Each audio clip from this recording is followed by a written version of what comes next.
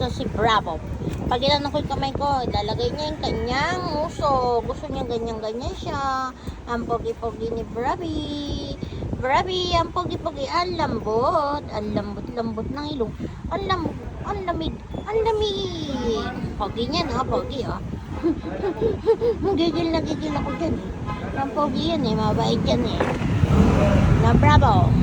Bravo. Bait yan, eh. Ah. Bait-bait yan ni Bravo. Bait-bait yung Bravo na yan. Ang bantot. Ay, hindi. Mabango yan. Bango yan. Bango yan. Bango. Bango.